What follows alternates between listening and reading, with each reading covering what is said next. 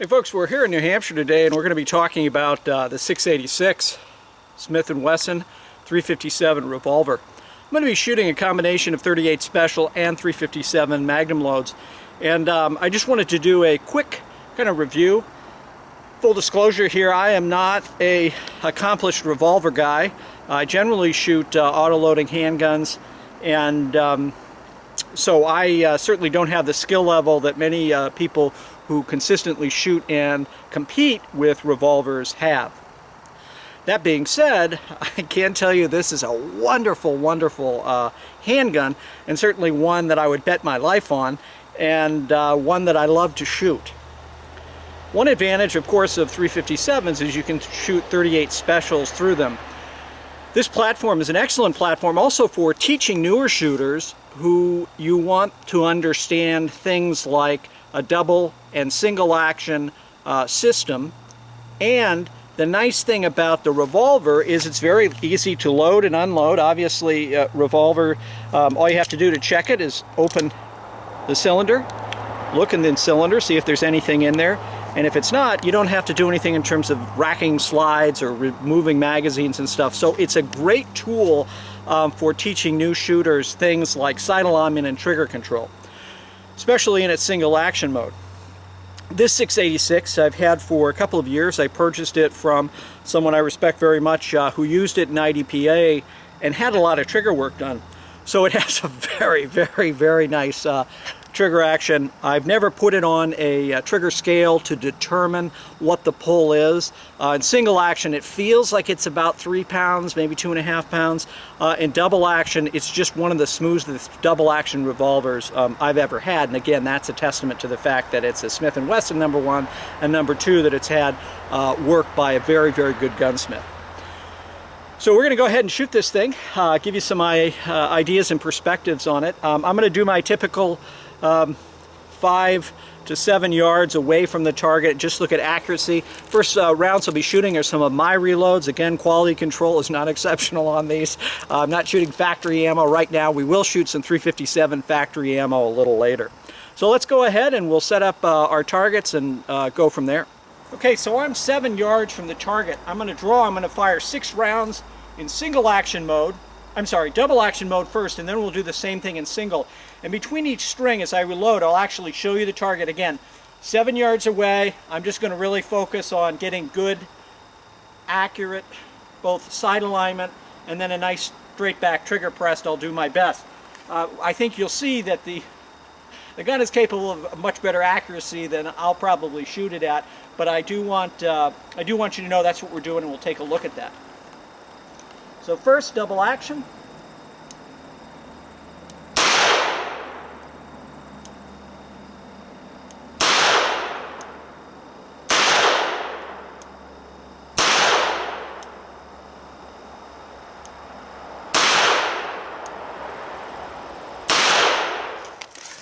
So this is our group. Again, I was shooting very slowly and deliberately. These are light target loads, 158 grain. Just lead rounds, and they're plenty accurate. I'm now going to do... Okay, so I've got a target out here at 5. I've just been running some fast strings, basically shooting as reasonably as I can get good center hits. I'll show you the target. I've done this now, I don't know, 3 times, so there's like 21 holes in there or something. And I'm going to do it once again, giving you guys a perspective there, and then we'll show the target in just a minute. I'm just pressing out, and I'm just shooting double action, again, to show you that the gun is very controllable in its double action mode. Again, one of my reloads, faulty primer, or primer improperly placed.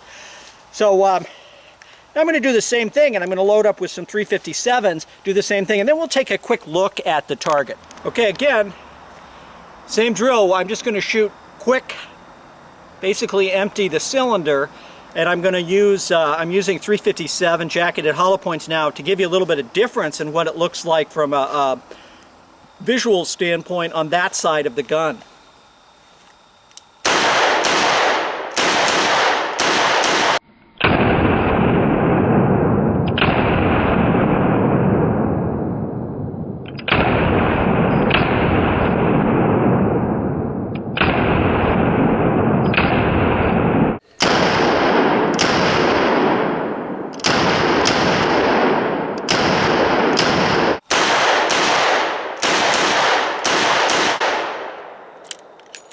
there's significantly more concussion, and obviously there's some difference in felt recoil. But again, 5 meters away, and I'm just focusing on getting reasonably fast hits using a double action mode, and you'll see through all these shots I've been able to get consistently, what I consider consistently good hits. So I'm going to just flip this thing off and we'll turn it around. Okay, so I'm going to zoom in on the target here, and you can see that we've just got good center mass hits. As I've been doing this drill, I've just videotaped a few of them, and I've shown a couple shots low, but basically at 5 to 7 yards that I was shooting from, I was able to shoot quickly and get all the hits right there, right in the center, in a center mass area that you'd want from a self-defense standpoint.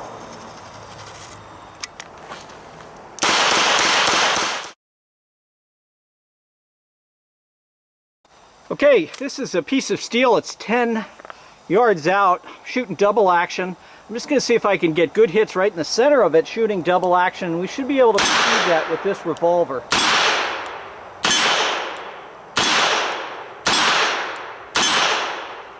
And you can see, it's just, with the Smith & Wesson products, you can see that this gun, again, had some trigger work done on it, but shooting 38 specials through it, very, very easy to get good hits, and I'm shooting all of these double action. So this is one gun that you could certainly say would be one to have, or if you could only own one, a 357 686 might be the way to go. Last thing we're going to do, we're going to zoom out on a target at 25 yards, a steel plate, and we're going to shoot that as well. Okay, 25 yards, probably shoot these single action, 38 specials.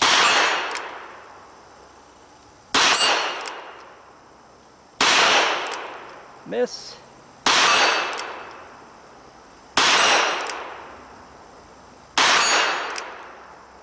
Okay, 25 yard steel plate, this time with 357 jacketed hollow points.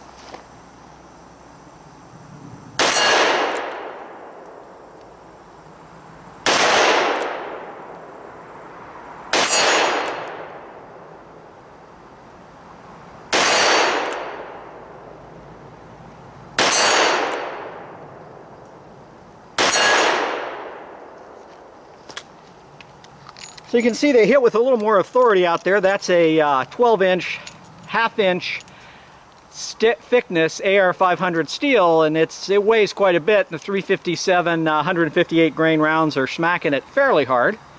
Well, that's indicative of that round.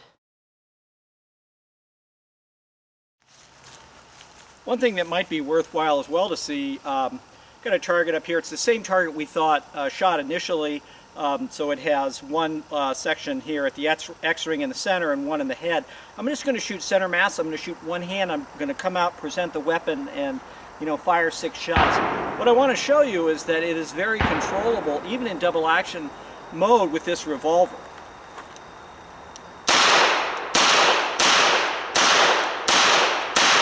So this is the general area I was hitting at 1, 2, 3, 4, 5, and I think I dropped one down in that range there. So very capable of good accuracy, even one-handed. So this is a great option to consider and something to really look at. One of the reasons why people like the Smith & Wesson so much. So in summary, this is the 686, an excellent 357 revolver, one I would highly recommend. And if you don't own one of these, you might want to think about getting them. Hope you enjoyed this video. As always, I greatly appreciate your interest in this subject and encourage you to share comments or ideas or thoughts with me. I certainly appreciate those. And as always, remember, stay safe.